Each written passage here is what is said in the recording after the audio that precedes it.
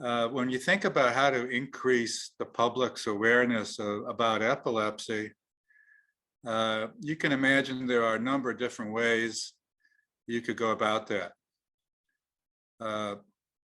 Most of which would involve the use of language, text, information, educational materials. Could be videos as well. And certainly that's a very important approach. Over the years, I've also found that other forms of communication can increase the awareness of people about what epilepsy is all about, including art, which is the subject of today's presentation. But alongside art, in terms of increasing awareness, you could also think about music, for example, dance, any form of human expression that can help to increase the viewers or the listeners' awareness. Sometimes it's hard to put into words what it's like to live with epilepsy, what it's like to have a seizure. And so other forms of communication can help fill that gap, including art. And it's in that spirit or with that concept that I present today's talk on how art can increase epilepsy awareness. I became interested in this a number of years ago when one of my patients here in Boston, who happened herself to be an artist and had an art gallery, started a support group for our other artists with epilepsy, because they felt that as artists they had a lot in common, and that they might have faced certain challenges relating to their chosen profession of being an artist. And one of the outcomes of that support group was an art show that she organized, featuring the art of the people in her support group, as well as other artists with epilepsy. And from that initial art show came a traveling exhibit of art that toured throughout the United States. This is almost 30 years ago now. It went into Canada, and it concluded its travel in Sydney, Australia, at an international epilepsy meeting. And through that period of time, I really became quite a fan of the art and very much interested in how I could help support their work and turn this into a movement of sorts. And with my assistant's help, who's on the line today, Cecile, we've collected well over 1,000 different pieces of art over the years, some actual paintings and sculptures and so forth, a lot of it digital, and from over 50 artists. And a lot of this art we put into this book, the cover is shown here, called Visions, Artists Living with Epilepsy. And any opportunity I have to showcase the work I do. Chuck mentioned this journal called Epilepsy and Behavior. I try to put a new piece of art on every cover, every monthly edition of the journal over the years, and so forth. As I have viewed this art and talked to the artists who created it, I think there's 4 different categories perhaps you can think of to approach it. The first being what seizures can feel like to the artist. The second being how some people with epilepsy can also have problems with their moods, or issues with moods on a day-to-day basis.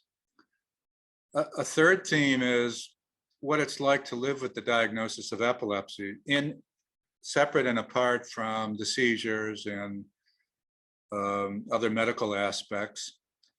And the fourth category has no obvious relationship to the diagnosis of epilepsy, but just very creative artists whose work is beautiful, and I think helps to make the point to people to whom the point needs to be made, that someone can have epilepsy, but epilepsy doesn't have to have them. In other words, you shouldn't be defined by a medical condition, but who you are as a person. And for these people, who they are as people are very talented, creative artists.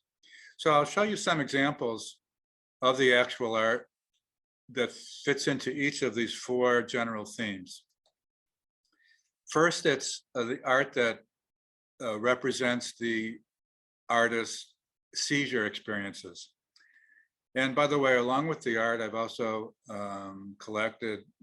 asked the artists for their own personal statements about what they think is the relationship between their epilepsy and their art. So this particular artist says that during her seizures, the world seems very unreal, like she's in a dream. And as an artist, her work is to try to make sense of that dreamlike state and who she is when she is in that dreamlike state. And this is how she shows her own personal portrait.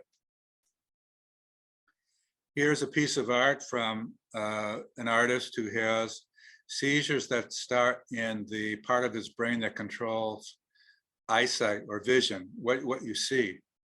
And during his seizure, you can see he experiences this kind of swirling pattern of blue, purplish colors that goes round and round. You can't see the animation piece in this, but it's just a brief moment in time, but you can get a sense of how it affects his vision. Another artist who during his seizures has changes in how he perceives the world. This artist this is a photograph, but her seizure affects her ability to see faces in a coherent way, other people's faces. So you can see how she recreated that in this particular photograph. Sometimes seizures cause very unusual experiences that would otherwise not be part of everyday life. This statement is from one artist who has seizures like that, and she says, during these electrical firings in her brain, her visions change and she hallucinates. She also feels like there are slivers slicing her throat when she breathes, and she feels like she's moving through space and time. And here is how she depicts that in her work. In fact, this is a piece of art from the gallery owner I mentioned at the very beginning. And it's obviously a very painful, disturbing experience that she has with her seizures. And I should mention that, of course, to be able to describe one's seizures in art, there needs to be the memory of what the person experienced. And of course, not everyone who has seizures has a memory of their seizure. There's another computer-generated piece of art which expresses this artist's seizure experience.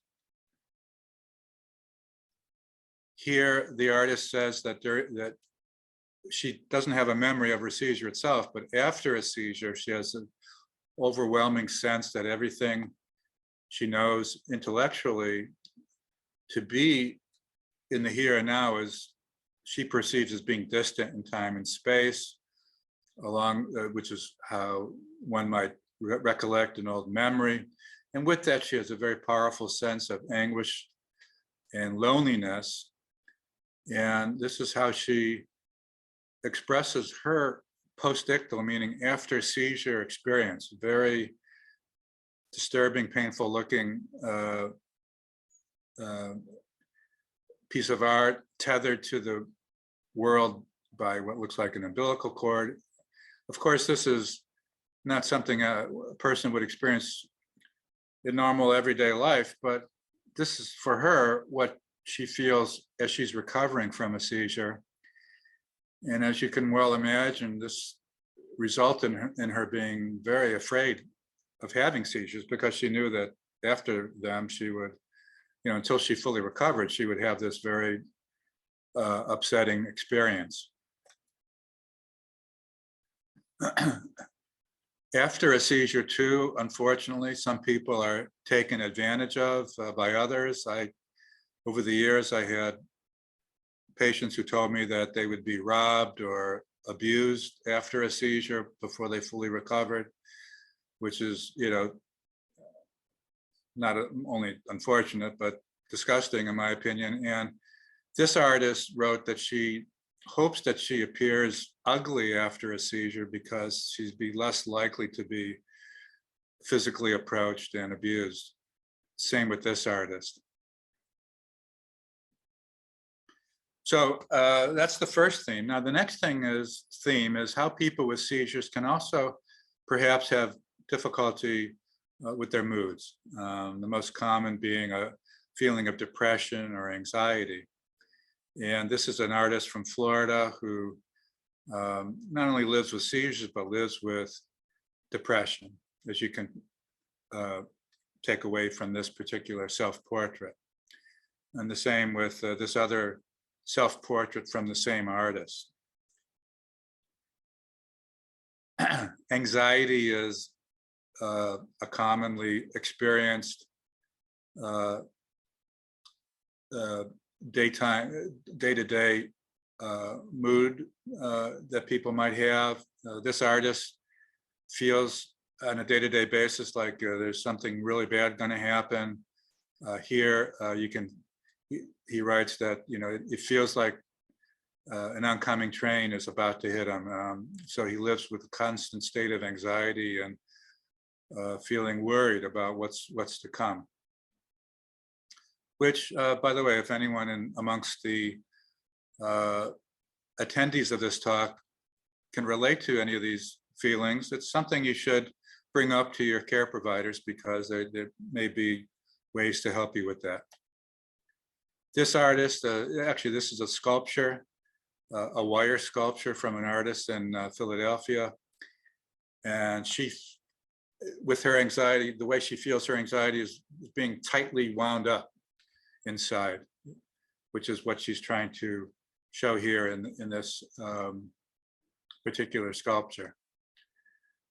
Envy is another emotion that people with epilepsy may have. To envy a sibling who doesn't have epilepsy, or to envy anyone who doesn't have epilepsy. Rapidly changing mood from elation to depression is something that some people may experience on a day-to-day basis, or week to week, or month to month. And here in this particular painting, you can see a wide range of emotions.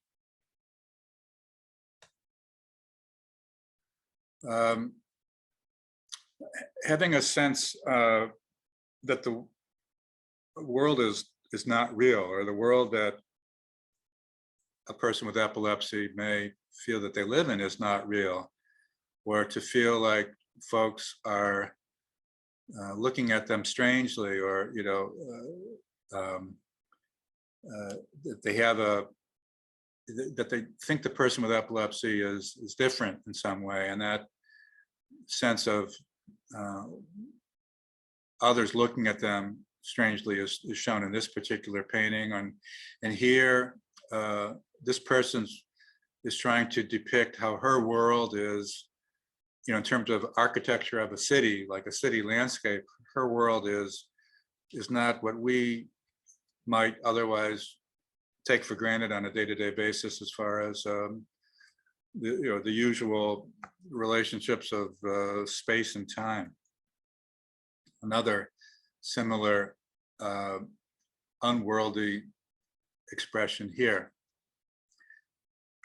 The third theme is, again, separate and apart from the actual seizure experience or mood difficulties. The third theme is what it's like to get the diagnosis of epilepsy and the impact of that on a person's day-to-day life.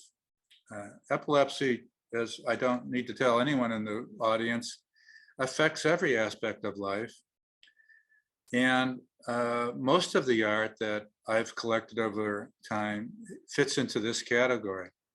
The sense of loneliness or being isolated from others, the stigma that you can feel inside or that people can behave as if they have against you, and the daily reminders about the diagnosis, which you'll see some depictions of. First, the sense of loneliness and just feeling different and feeling isolated. Here is the day in the life of an artist with epilepsy, from sunrise in the foreground to nighttime in the back. Coffee in the morning and so forth, TV in the afternoon, whatever. These cracks in the bridge represent the periods of time that the individual has a seizure. But what you notice as you look at this is you don't see any other people in this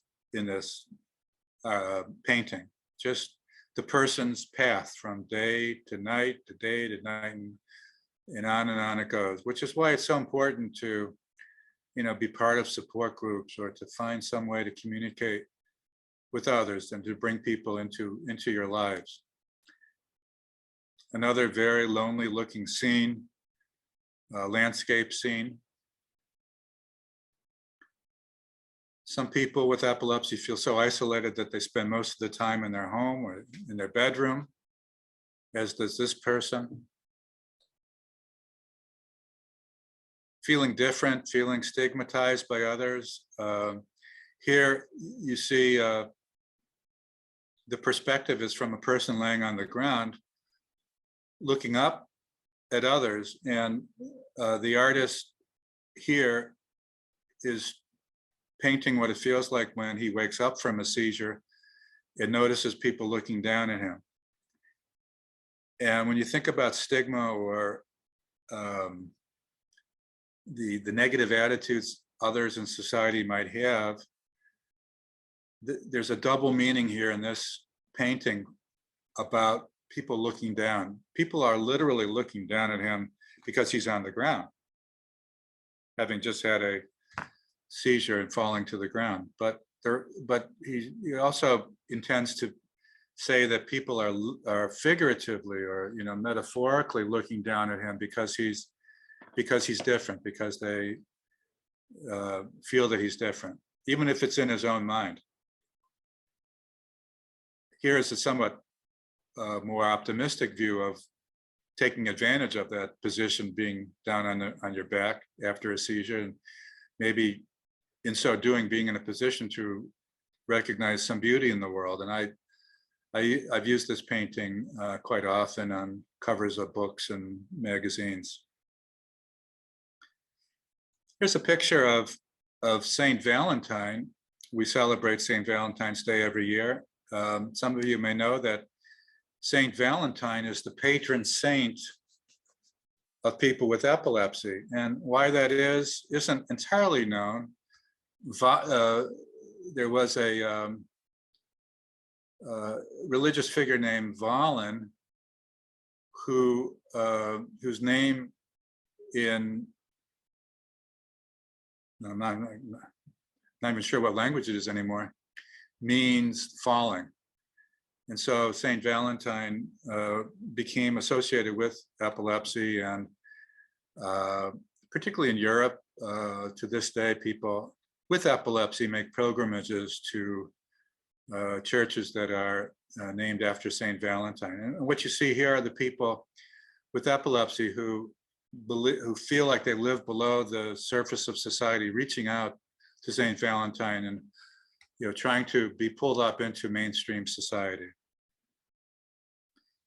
Here's a self-portrait of somebody who feels like her identity, she can't hide her identity, and it's very apparent to others that she has seizures.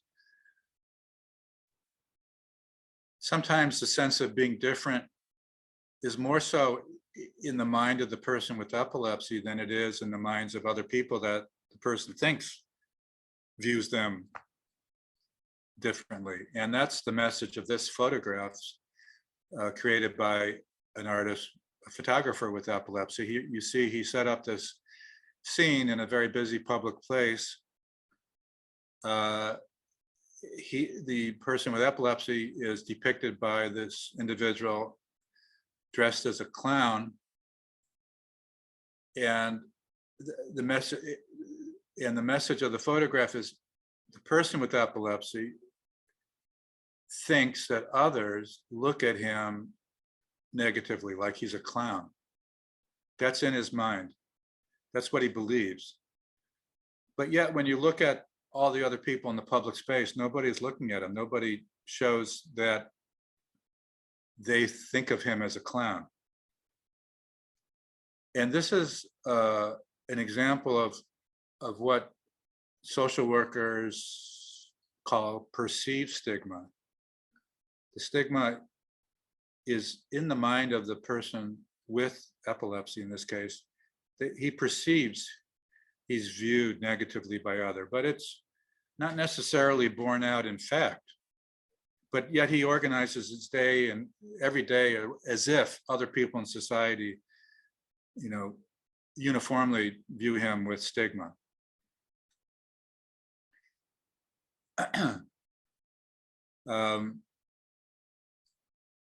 Here is a very interesting sculpture by a person with epilepsy, which is on the theme of, with epilepsy, you never know what's going to happen day to day. I mean, you never know with certainty what might happen day to day. And here you see what we call Rubik's cubes. Each face of each cube has something different on it, which could be an experience on a day-to-day basis. And the idea here is that just as if you know how to you shuffle these Rubik cubes, that on a day-to-day basis, this person's Rubik cube is going to be shuffled, so that will determine, or that would be a reflection of that day, which will be different the next day and the day after that. Another daily reminder of epilepsy, of course, is the pills. This is a pill box.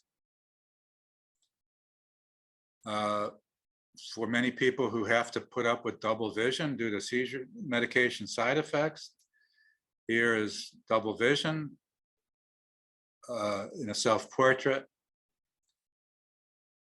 Other side effects could affect vision also. Here's a famous painting by an artist named Van Gogh called Starry Night. Some of you might be familiar with this. What does this have to do with epilepsy? Well, it's pretty certain, at least in many people's minds, that Van Gogh had epilepsy. He had seizures that were well described by his care providers. And he was treated with a herb called digitalis, which comes from the foxglove plant. Today, that herb is used for heart disease called digitalis or digoxin. One of the known side effects of this herb is seeing concentric halos around objects at night. And so knowing that, now you can look at the sky and wonder if Van Gogh was over-medicated with the digitalis because he's showing these concentric halos around stars and the moon. Even though I'm a doctor, I certainly recognize that one of the realities of living with epilepsy is being dependent in some regard on your care providers, on your doctors. And this artist is expressing that in this piece of art. And she goes beyond that to make a political statement that the doctor, in this case, might be influenced by drug companies.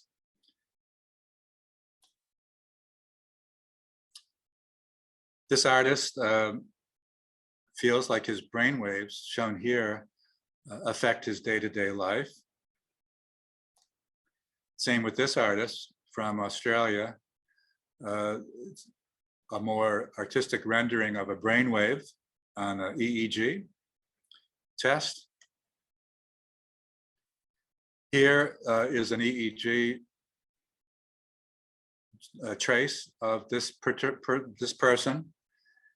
And you may know that the hallmark of the EEG for someone who has epilepsy are very pointed, what are called spike waves on the EEG. You can imagine if the next 10 seconds of EEG had spike waves, she may not be able to hold on and would descend into this lower part of the painting.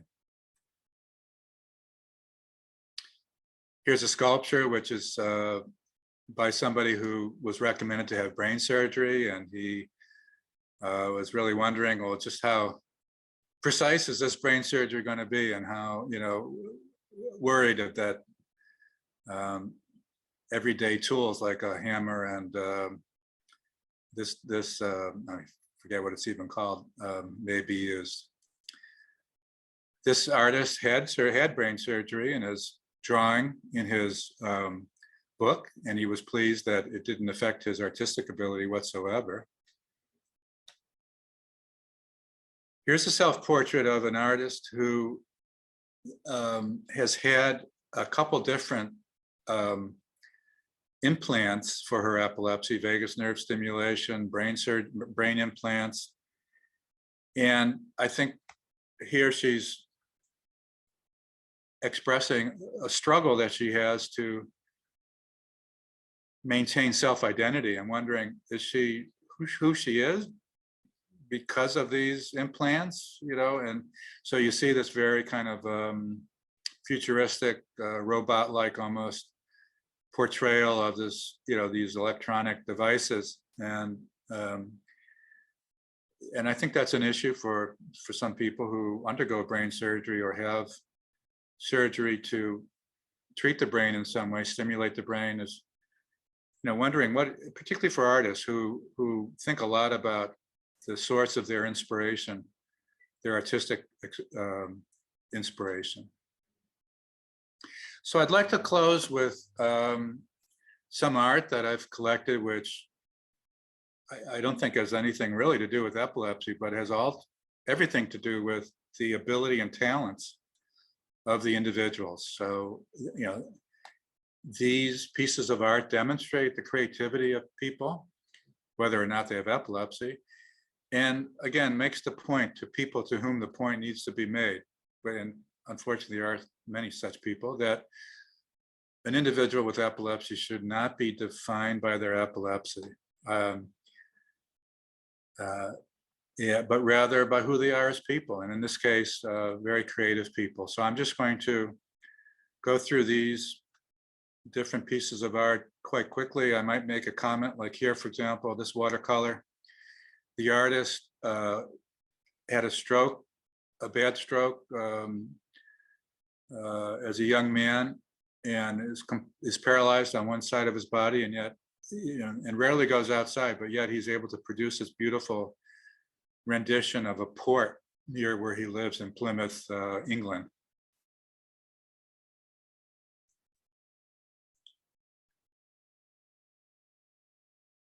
See many different styles. Here's a still life, another still life. Many of these artists make their living with their art. This happens to be an art professor at an art school that did this. We see a variety of artistic mediums. This is another computer-generated graphic.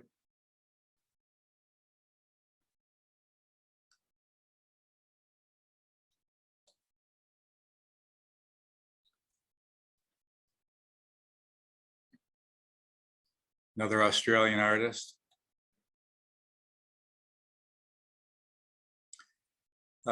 This is a quilt made out of cans of Coca-Cola.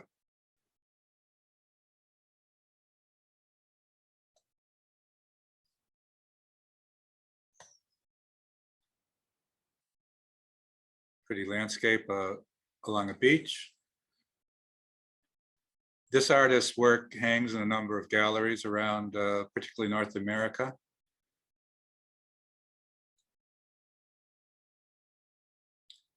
Looks like the Grand Canyon.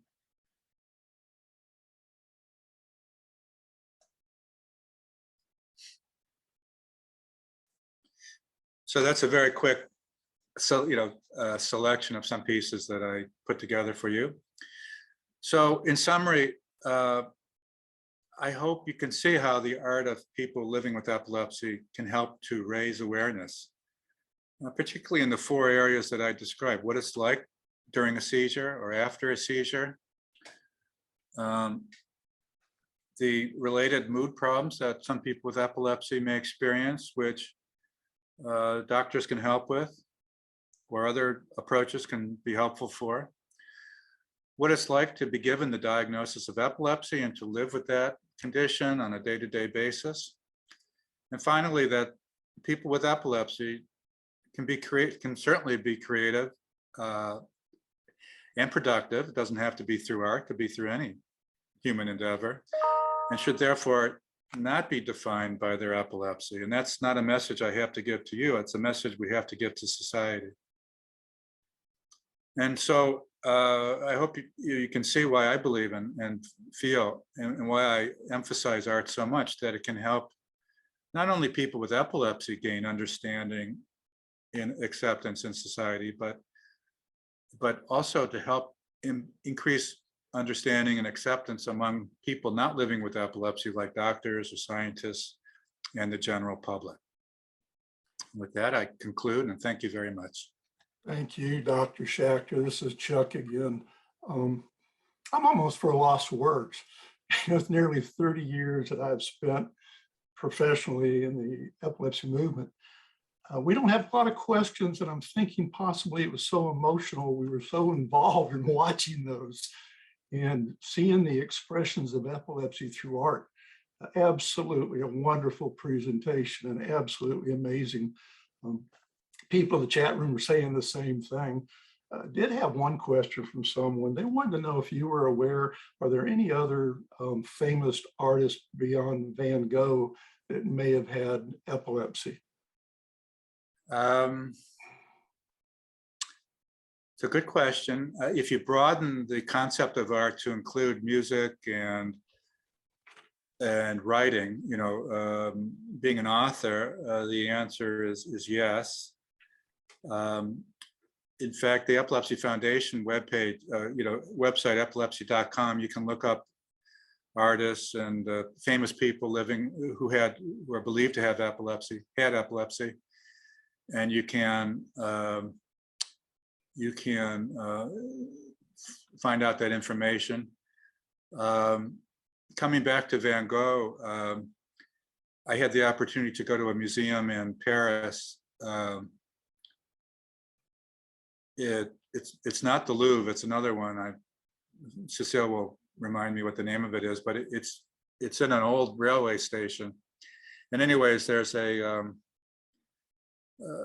piece that Van Gogh painted, a portrait of a friend of his named Gogh, who happened to have been a physician, not the treating physician for Van Gogh. But in that portrait, Gogh is holding a sprig of a plant, and it's a sprig of foxglove, which, as I mentioned earlier, is the source of the compound called digitalis, which Van Gogh was treated with at the time. It was the most common treatment for epilepsy in those days, well before phenobarbital. We're talking about the last 20, 30 years of the 1800s. So yes, there have been a number of creative people living with epilepsy. One of the most famous writers with epilepsy is Dostoevsky. Mm-hmm.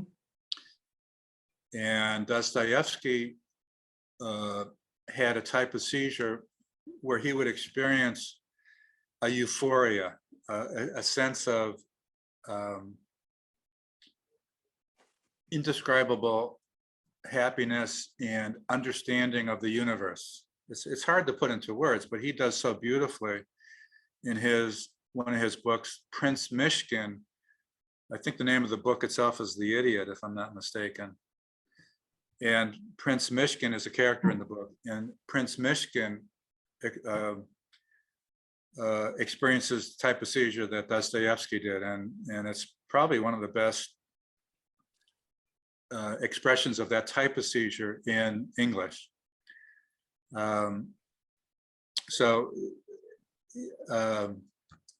There are other famous writers as well, and playwrights and musicians. In contemporary times, Neil Young has epilepsy. He's been public about it. Shakespeare did not have epilepsy so far as we know, but in one of the plays, Lady Macbeth has a seizure. And Shakespeare describes it. In Harry Potter, and I don't know exactly which book, but one of the characters has a seizure. And the only way I found out about this was the father of a son with epilepsy was reading this book to his son. And he came across this passage. He was reading this passage, and the son said, "Daddy, that's what I feel when I have my seizure." So there are some wonderful descriptions in in literature or in music or in art. I think what we need to work on as a society is depicting epilepsy in art forms realistically. And too often somebody is depicted in a movie or a TV show having a seizure, and it's done very negatively and just perpetuates stigma, unfortunately. And you see this all the time, and we just have to keep reminding movie producers and so on and so forth that if it's essential in the story that the person has epilepsy, please depict it realistically, because that helps to raise awareness. And that does, it falls on all of us, doctor, to do that. All of us need to be advocates. We only have a couple minutes left, and there were a couple questions. It's interesting. We have some artists with us. Oh, wonderful. For your presentation. One of them's a poet. One of them does digital art and other artwork. And they asked me a question, and I'm going to ask you, would you like them to share their art with you? And if so, how can they do that? Absolutely. Thank you so much. Yes, as I mentioned, every month that we have an issue of Epilepsy and Behavior, I try to put a new piece of art on the cover. And so I'm always interested in new pieces, in that. In fact, if you go to the Epilepsy and Behavior website and you look for something called Cover Archives, ARCHIVE, Cover Archive, click on that. You can see just about every cover I've ever done. So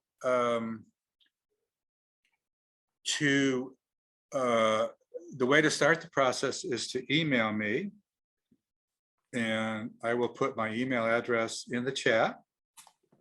Thank you so much. Oh, and Linda is with us. So Linda Sudleski is my co-editor on the book, Chuck, we talked about before we started, the Visions book.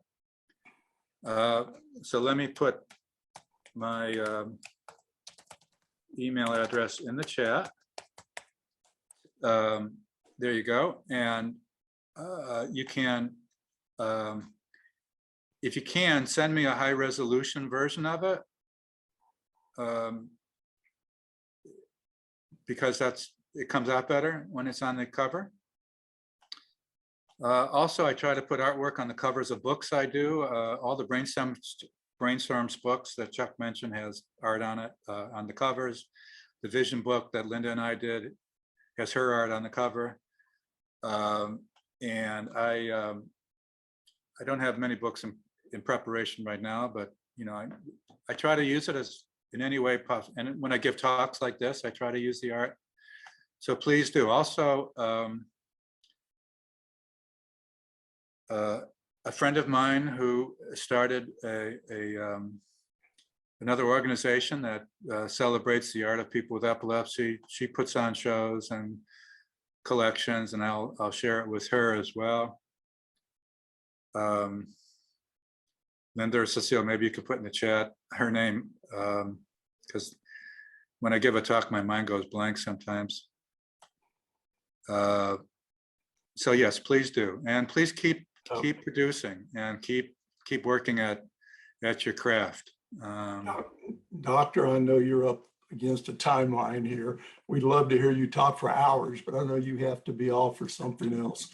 But on behalf of Purple Day Around the World Education Week, the Nita Kaufman Foundation, the Epilepsy Association, and everybody participate, thank you so much. It was absolutely an amazing, and to me, a very emotional presentation to see people express in art in various ways and how they feel during seizure.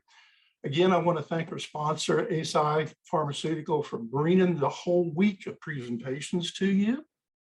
Join us tonight, please, at 7:30 United States Eastern Time for a presentation on epilepsy in women. So hopefully we'll see you then. Dr. Schachter, it was an honor to have you open up. Everybody's saying thank you, an amazing presentation, and I agree with every last one of them. So everybody, thank you for joining us. Thank you, Dr. Schachter. And again, much, much appreciated. And I and everybody look forward to seeing you this week as we do many more presentations for Purple Day around the world for epilepsy education. Thanks for joining us, everybody. See you again soon. Bye, everybody.